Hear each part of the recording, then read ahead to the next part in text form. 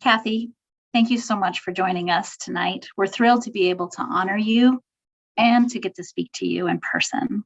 In Minor Feelings, you write that, quote, in college, you were more interested in art than activism, but really when we read your essays, they feel like they're both. And I just wanted to know, sort of now, at this point in your life, how do you see your activism in relationship to your artistic practice as a poet and a writer of essays? Thank you for your question, and I'm really honored,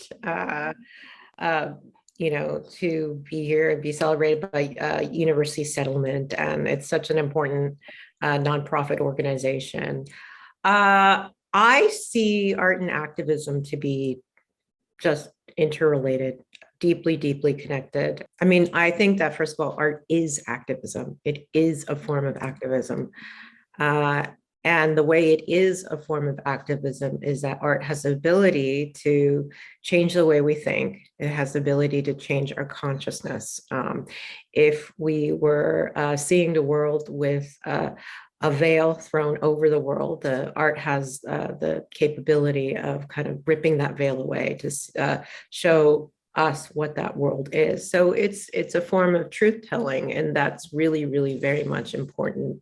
Changing consciousness is what brings us freedom, So, and I think that the activism that university settlement does with education, and all of the programs that sometimes our government fails at providing for us, helps, is absolutely works in conjunction with art as well. Sometimes art and writing, art is necessary to show us what is missing from our lives, what is missing from society. It also shows us alternate modes, alternate models of what a society can be, and therefore it gives us hope.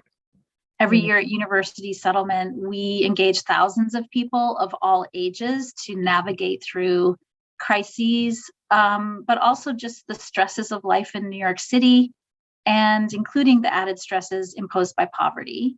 Mm-hmm. And you were so clear, open, and vulnerable in your writing about your own experience of depression and the challenges you experienced accessing mental health care that was right for you, as well as sharing about generational trauma inflicted upon Korean and Korean American people through the war, through displacement, through racism. And you've established yourself as an artist and an advocate who's seeking to create change. And I wonder if you see a relationship between caring for one's mental health and being able to be a person who takes action in the world. Absolutely. I think you need to be in a mentally stable place in order to take action. I don't see how it can be otherwise. It does seem like we see mental health as secondary to, physical health or physical well-being, but those are also, as we know, interrelated. Racial stress, of course, affects the heart. It affects stress, it could, at least in the Black community, there have been more instances of heart disease because of racial stress. I will say with Asian Americans, they are the least likely to seek out mental health help from the mental health community.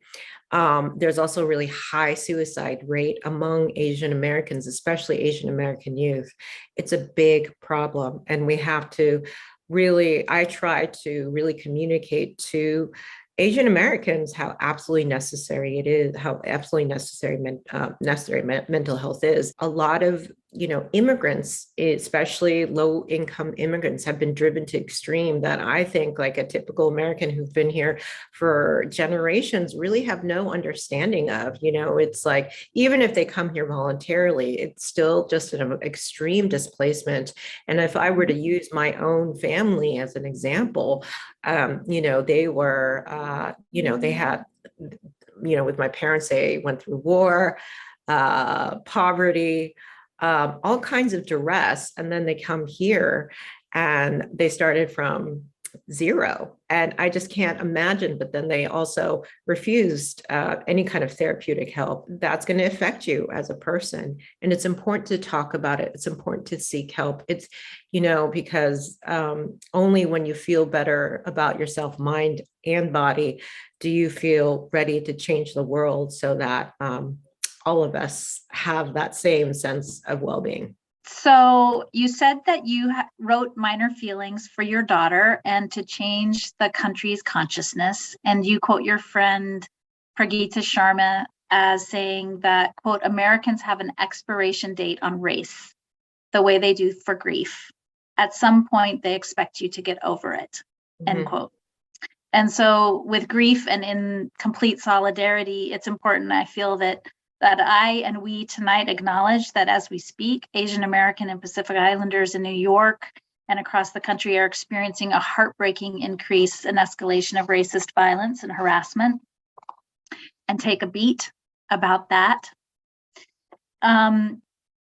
And I would love to hear what you think are some ways that you hope university settlements in our community, including everyone that's gathered with us tonight, will join you in the fights that your book takes up, which is against racism, against forgetting, and against the expiration date. When there are less stories about the anti-Asian hate in newspaper, in media, and it's not circulating on Twitter or Instagram, I'm absolutely grateful for nonprofit organizations that are still doing the work to provide shelter for victims and to amplify their stories. It's the same with university settlement as well, by providing a safe space for these Asian immigrants. And that's what's absolutely important about organizations like University Settlement, is that sense of community, because I think during this year of anti-Asian hate, a lot of Asians, also, of course, compounded by the pandemic, Asians feel very alone. They feel very, very alone. They feel very isolated.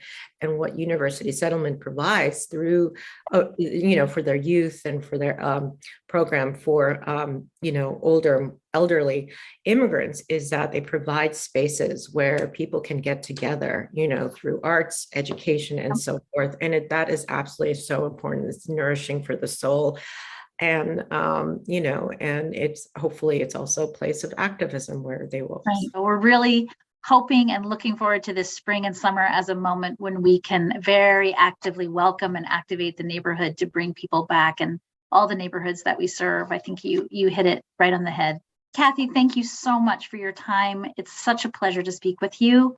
And thank you for being with us tonight and being our Charles B. Stover honoree. We're really, really proud of your work and so grateful for your contributions. I'm honored to. Thank you so much.